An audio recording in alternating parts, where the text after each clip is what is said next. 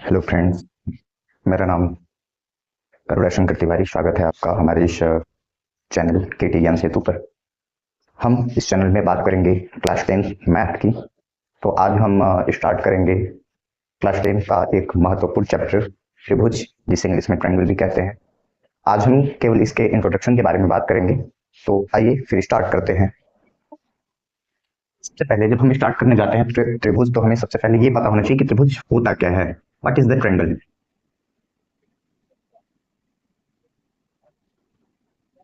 तो सबसे पहले हम बात करते हैं त्रिभुज की। देखिए, त्रिभुज नाम से ही पता चलता है। त्रिभुज, त्रि का मतलब होता है तीन और भुज का मतलब होता है भुजा।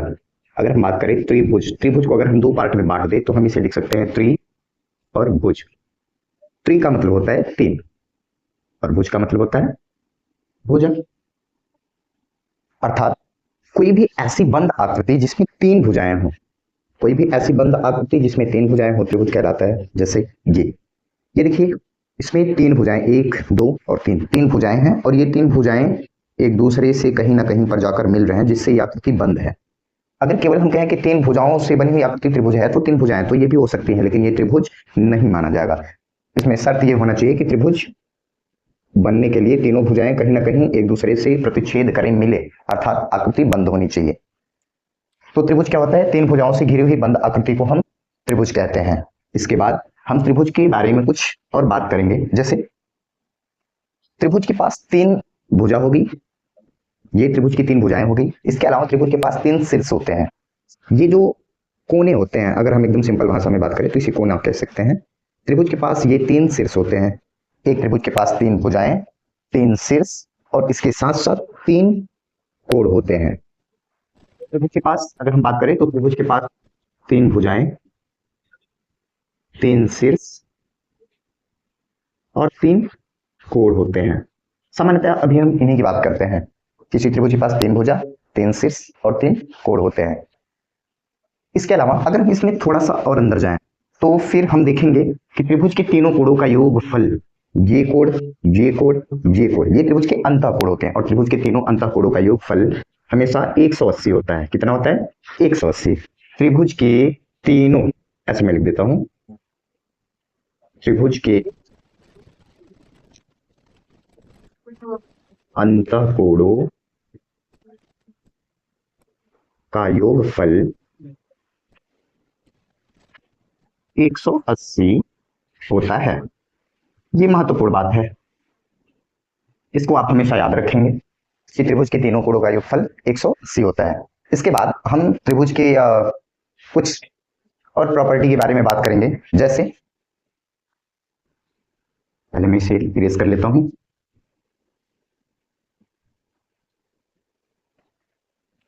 हम यहां पर बात करेंगे त्रिभुज के प्रकार।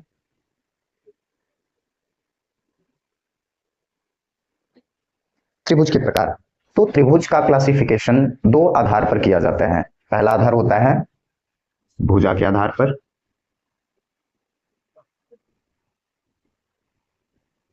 और दूसरा आधार होता है कोणों के आधार पर।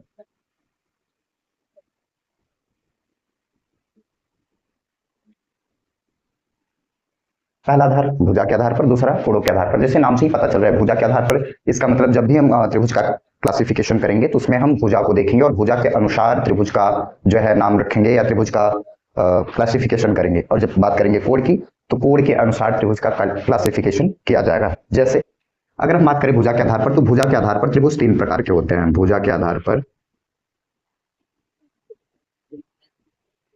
त्रिभुज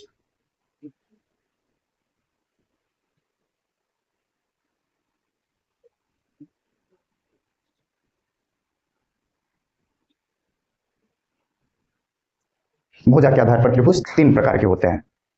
जैसे पहला होता है समबाहु त्रिभुज,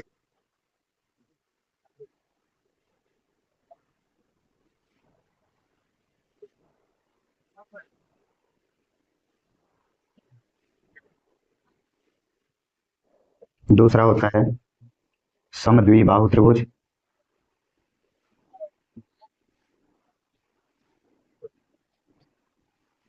और तीसरा होता है विषमबाहु त्रिभुज।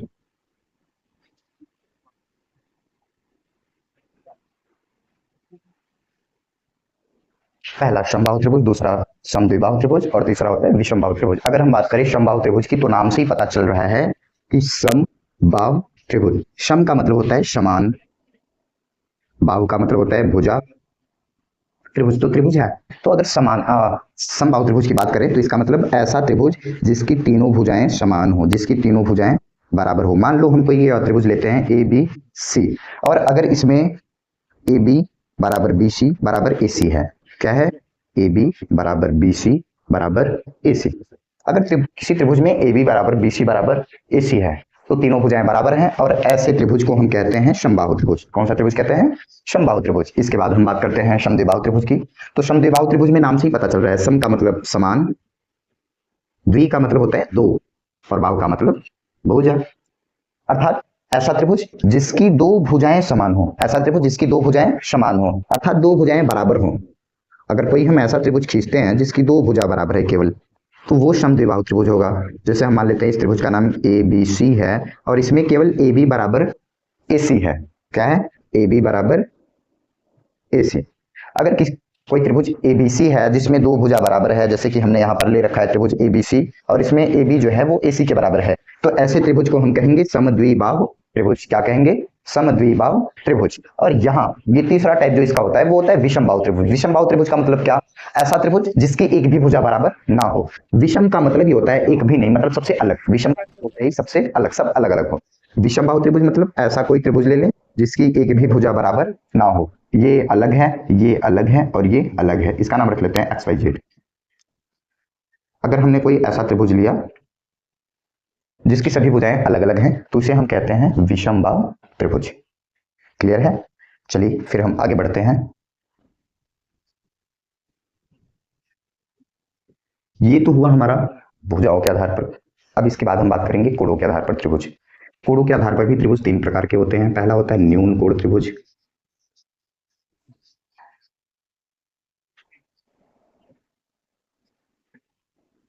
दूसरा होता है समकोण त्रिभुज,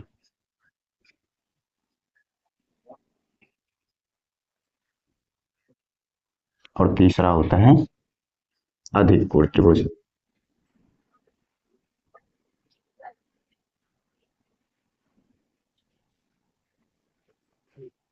जैसा कि हम पहले ही कक्षाओं में पढ़ के आए हैं, हमें पता है कि न्यून कोण क्या होता है, सम कोण क्या होता है और अधिक कोण क्या होता है। देखिए, जो कोण 0 से बड़ा हो लेकिन 90 से छोटा हो। अगर कोई कोण है और वो 0 डिग्री से बड़ा है लेकिन 90 डिग्री से छोटा है तो उसे हम न्यून कोण कहते हैं। सम कोण की बात करें तो जो कोण 90 डिग्री का हो, जो कोण 90 डिग्री का हो उसे हम सम कोण कहते हैं। और अधिक कोण की बात करें तो जो कोण 90 से बड़ा हो, 90 डिग्री से बड़ा हो लेकिन 180 डिग्री से छोटा हो, ऐसे कोण को हम अधिक कोण त्रिभुज कहते हैं। अब इन कोणों के आधार पर बनते हैं त्रिभुज के प्रकार, तो उनके बारे में हम बात कर लेते हैं कि वो कौन कौन से त्रिभुज हैं। पहला त्रिभुज न्यून कोण त्रिभुज। न्यून कोण त्रिभुज क्या होता है, कोई ऐसा त्रिभुज, मान लीजिए हमारे पास है ए बी सी, ये जो है ये और ये मान लेते हैं, ये 60 है, ये 70 है और ये 50 है। अब आप देखेंगे कि यहाँ पर जितने भी कोण हैं वो सब 0 से तो ज्यादा है, 0 से ज्यादा है लेकिन 90 से कम है। 90 से कम है, 0 से ज्यादा, इसका मतलब कौन से कोण हुए, न्यून कोण। इसका मतलब कि ऐसा त्रिभुज जिसके सभी कोण न्यून कोण हो, ऐसा त्रिभुज जिसके सभी कोण न्यून कोण हो उसे हम न्यून कोण त्रिभुज कहते हैं। जैसे हमारा ए बी सी, इसका कोण ए 60 डिग्री, कोण बी 70 डिग्री और कोण सी 50 डिग्री है। तीनों के तीनों कोण न्यून कोण है, इसलिए ये एक न्यून कोण त्रिभुज है। फिर दूसरी में हम बात करेंगे समकोण त्रिभुज की। तो मान के चलिए हमारे पास एक त्रिभुज है एक्स वाई जेड, ये रहा एक्स वाई और जेड। जहां पर मान लेते हैं ये हमारा है 60 डिग्री, ये 30 डिग्री और ये 90 डिग्री। अब आपको तो पता ही है कि 90 डिग्री को समकोण कहते हैं। तो अगर किसी त्रिभुज में कोई एक कोण, किसी भी त्रिभुज में अगर कोई एक कोण समकोण है तो हम उसे कहेंगे समकोण त्रिभुज। ऐसा त्रिभुज जिसका एक कोण समकोण हो उसे कहते हैं समकोण त्रिभुज। इसके अलावा फिर आता है अधिक कोण, अधिक कोण त्रिभुज। अधिक कोण त्रिभुज में क्या होता है कि इसमें एक कोण अधिक कोण होगा। मान लेते हैं हमारे पास कोई त्रिभुज है पी क्यू आर, जिसमें ये क्यू है 120 डिग्री, ये आर है 40 डिग्री और ये मान लेते हैं 20 डिग्री। तो आप देखेंगे कि ये न्यून कोण है, ये न्यून कोण है, लेकिन जब इस कोण की बात करें कोण क्यू की, तो कोण क्यू 120 डिग्री है, मतलब ये 90 से ज्यादा है लेकिन 180 से कम। और अगर कोई कोण 90 से ज्यादा और 180 से कम होता है तो हम उसे कौन सा कोण कहते हैं? अधिक कोण, अधिक कोण कहते हैं। और किसी भी त्रिभुज में अगर एक कोण अधिक कोण है तो ऐसे त्रिभुज को हम अधिक कोण त्रिभुज कहते हैं। इतना है क्लियर। अब हम जो संबंधित कुछ और भी परिभाषाएं पढ़ते हैं जो हमारे क्लास 10th में सवालों को सॉल्व करने में हमारा मदद करेंगे। जिन अगर हम उनके बारे में नहीं जानते हैं तो फिर सवालों को सरल करना हमारे लिए कठिन होगा, क्योंकि जब उन पर आधारित प्रश्न आएगा तो हमें पता ही नहीं रहेगा कि वो है क्या, इसलिए उनके भी बारे में जानना अति आवश्यक है। तो सबसे पहले हम पढ़ते हैं मध्यिका। मध्यिका, मध्यिका क्या होता है? मध्यिका जो किसी त्रिभुज के किसी शीर्ष को उसकी सम्मुख भुजा के मध्य बिंदु से मिलाता है, किसी त्रिभुज के शीर्ष को उसकी सम्मुख भुजा के मध्य बिंदु से मिलाता है, उसको कहते हैं मध्यिका। जैसे यहां पर देखेंगे आप तो ए से शीर्ष ए से एक रेखा एडी आ रही है, रेखाखंड एडी आ रही है जो भुजा बीसी के मध्य बिंदु को ए से मिला रही है। तो ये जो हमारी लाइन होगी इसको हम कहेंगे मध्यिका। यह रेखाखंड जो है उसको हम कहेंगे मध्यिका। अब एक त्रिभुज में कितने शीर्षों से हैं? 3। तो हम तीनों शीर्षों से अलग अलग मध्यिकाएं खींच सकते हैं। इस प्रकार से एक त्रिभुज में टोटल कितनी मध्यिकाएं हो जाएंगी? 3। हम इसे मान लेते हैं ई, इसे मान लेते हैं एफ। आप देखेंगे कि एक त्रिभुज में 3 मध्यिकाएं खींची जा सकती हैं, और तीनों मध्यिकाएं जब खींची जाती हैं तो ये भी दिखता है कि ये तीनों कहीं ना कहीं एक दूसरे को काटती हैं। ये तीनों एक दूसरे को जहां पर काटती हैं उसी बिंदु को हम कहते हैं त्रिभुज का केंद्रक। वह बिंदु कहलाता है त्रिभुज का केंद्रक, या इसी को हम त्रिभुज का द्रव्यमान केंद्र भी कहते हैं। क्या कहते हैं? त्रिभुज का द्रव्यमान केंद्र।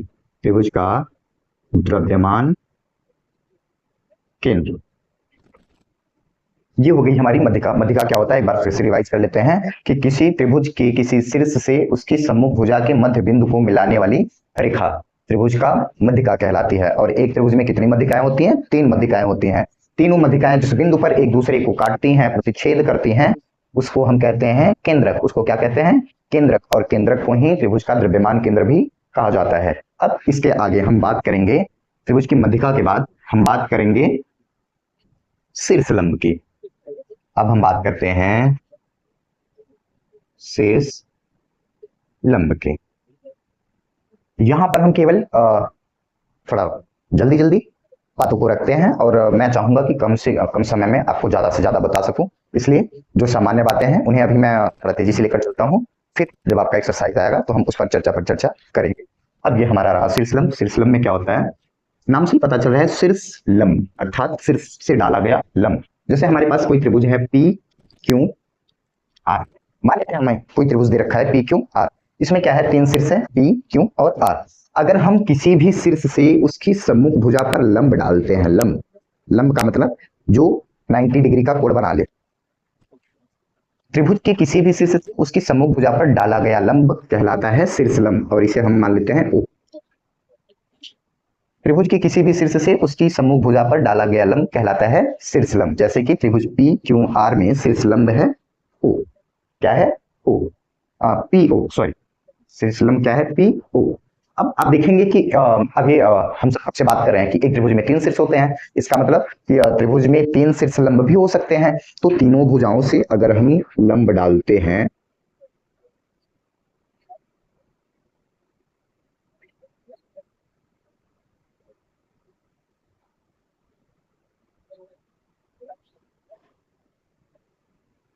अगर हम तीनों भुजाओं से सामने वाली भुजा पर लंब खींचते हैं तो देखते हैं कि ये तीनों एक दूसरे को कहीं ना कहीं पर प्रतिच्छेद करते हैं, या कहीं ना कहीं पर एक दूसरे से मिलती हैं। ये अंदर भी मिल सकती हैं, भुजा पर भी मिल सकती है और बाहर भी मिल सकते हैं। तो हम क्या करते हैं, इस पॉइंट का भी कुछ नाम होना चाहिए, तो इस पॉइंट का नाम हम देते हैं शीर्ष लंब केंद्र।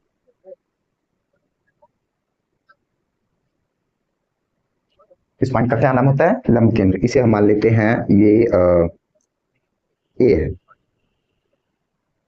अर्थात त्रिभुज के तीनों शीर्ष जिस बिंदु पर एक दूसरे को प्रतिच्छेद करते हैं, काटते हैं, हम उसे कहते हैं लंब केंद्र। इस प्रकार से हमने देखा कि एक त्रिभुज में 3 भुजाएं होती हैं, 3 कोण होते हैं, 3 शीर्ष होते हैं, तीनों कोणों का योगफल 180 होता है। और फिर हमने बात किया मध्यिका त्रिभुज के प्रकार की। तो त्रिभुज का प्रकार 2 टाइप से, दो तरीके से, दो आधारों पर क्लासिफाई किया जा सकता है।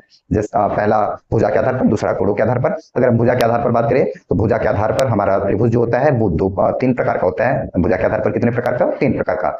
समबाहु त्रिभुज, विषमबाहु त्रिभुज और समद्विबाहु त्रिभुज। फिर इसके बाद अगर हम कोण की बात करें, कोणों के आधार पर, तो कोणों के आधार पर भी हमारा त्रिभुज तीन प्रकार का होता है। पहला होता है न्यून कोण त्रिभुज, दूसरा होता है समकोण त्रिभुज और तीसरा होता है अधिक कोण त्रिभुज। इसके बाद हमने बात किया मध्यिका की। तो मध्यिका क्या होता है? किसी त्रिभुज के किसी शीर्ष से उसकी सम्मुख भुजा के मध्य बिंदु को मिलाने वाली रेखा। किसी त्रिभुज के किसी शीर्ष से उसकी सम्मुख भुजा के मध्य बिंदु को मिलाने वाली रेखा मध्यिका कहलाती है। और एक त्रिभुज में तीन मध्यिकाएं भी होती हैं और तीनों मध्यिकाएं एक दूसरे को जहां पर काटती हैं उसको हम कहते हैं केंद्र। क्या कहते हैं? केंद्रक। और केंद्र को ही हम त्रिभुज का द्रव्यमान केंद्र भी कहते हैं। उसके बाद हमने बात किया शीर्षलंब की। तो शीर्षलंब क्या होता है? किसी भी त्रिभुज की किसी शीर्ष से उसकी सम्मुख भुजा पर डाला गया लंब क्या कहलाता है? शीर्षलंब। और एक त्रिभुज में टोटल कितने शीर्षलंब होते हैं? तीन। कितने शीर्षलंब? तीन शीर्षलंब होते हैं। और तीनों शीर्षलंब एक दूसरे को जहां पर काटते हैं उसी को हम कहते हैं लंब केंद्र। क्या कहते हैं? लंब केंद्र। तो बस आज इतना ही दोस्तों। इसके आगे हम अगले वीडियो में बात करेंगे कि क्लास 10 के पहले